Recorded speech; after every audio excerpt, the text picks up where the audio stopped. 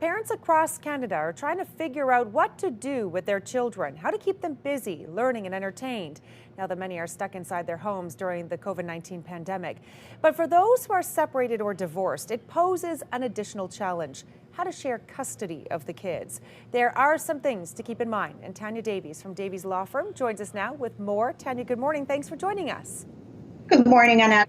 Are you seeing a lot of legal issues with families right now because of the COVID-19 pandemic?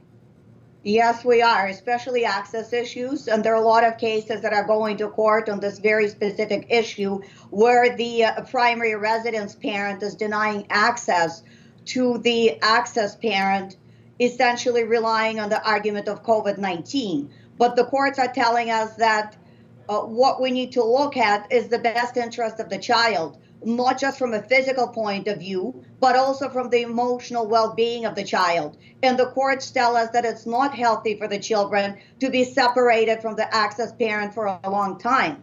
So what we need to look at in order to deny access is whether or not the access parent is capable and willing to comply with all the safety measures that are being imposed by Health Canada in relation to COVID-19.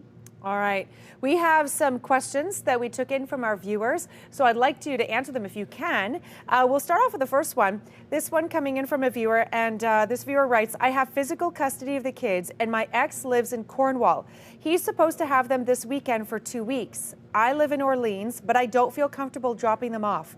Can I refuse to drop them off for a visit? What do you say to that, Tanya? Again, it really depends on the circumstances, Annette. Is mom worried about dad not complying with all the safety measures? So, for example, is there a health risk because of the exposure that he's facing at work? Is he traveling a lot? Is he not self-isolating, not disinfecting, for example? Under those circumstances, you can refuse access. However, if he's complying with all the safety measures, COVID-19 alone is not a good factor to deny access.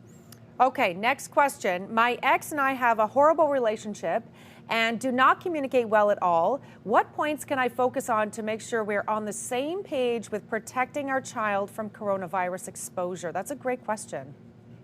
On the issue of communication during COVID-19, Annette, even though it's unfortunate that the parties do not communicate, but there should not be a lot of communication necessary. Both parents need to look at all the safety measures, the guidelines that are coming out from our government, from Health Canada, and they need to basically comply with them. It's common sense that the child should not be placed at risk.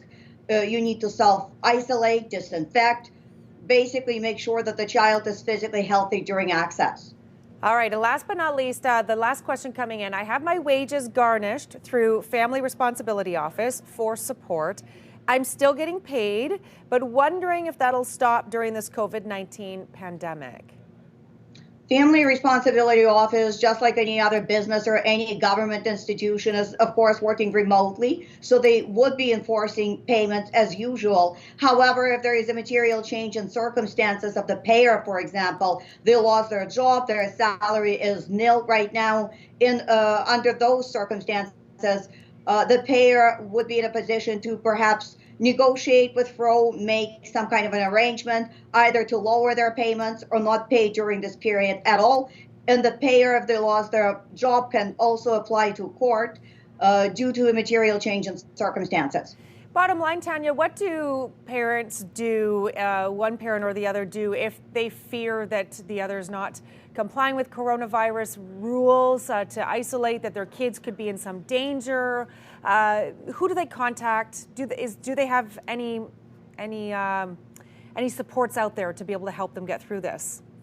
They need to contact legal counsel immediately, Annette. Even though the proceedings of the Superior Court of Justice are now suspended, temporarily, we're hearing until June, but maybe there is a possibility that this would continue even later. However, courts are still hearing emergency proceedings, and something like this could qualify as an emergency.